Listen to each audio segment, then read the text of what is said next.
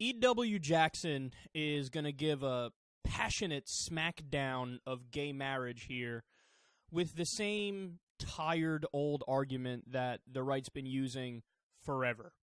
They may say, how dare you restrict marriage as a union between one man and one woman? We say to them, how dare you try to redefine an institution that God himself ordained? That the fact of the matter is they can call a union other than one man and one woman by any name they choose. But the reality is you can rewrite 1,000 dictionaries. You can put on 1,000 TV shows.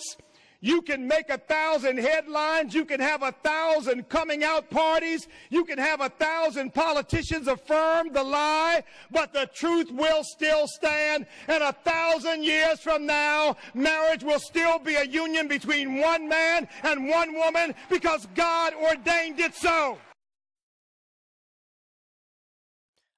I love how he acts like it's proven. Like there are a bunch of scientists in a lab with beakers filled with multicolored liquids, because there's always multicolored liquids. And they're like writing an equation on the chalkboard, like, all right, you carry the square root of 6 divided by 0.42, and that, oh my goodness, it's a fact. Marriage is between a man and a woman. No, it's social convention, you idiot.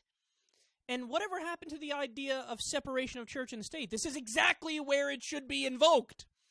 That you have one side that's saying, no, we're not even going to debate the issue of gay marriage because it has to be between a man and a woman because we say so because God says so.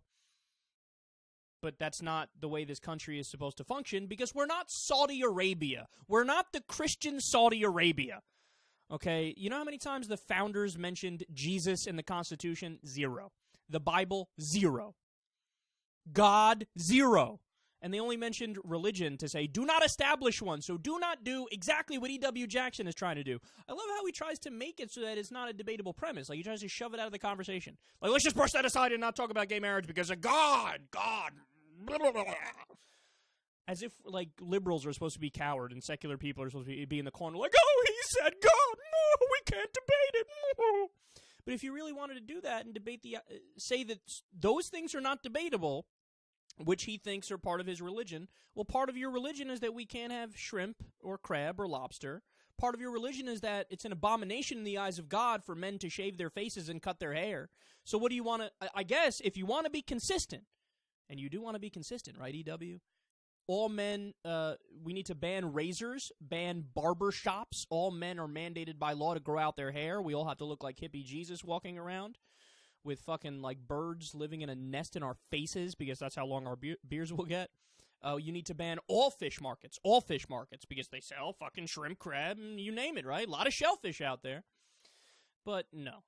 He means, oh, only do my religion through my interpretation of my religion. Oh, I get it. So you just want to be a dictator.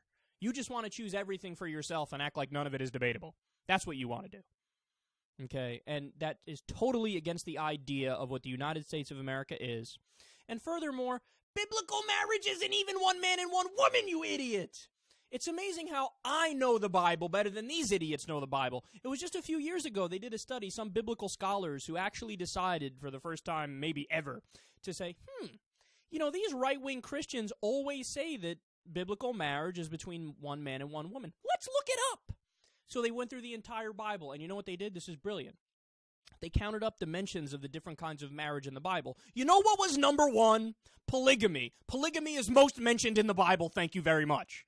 So if you're going to argue for biblical marriage, EW, why aren't you out there arguing in favor of polygamy? Unless you're a heathen, unless you're an atheist, or you're damned to hell. Is that what it is? Do you hate Jesus? Why do you hate Jesus, EW?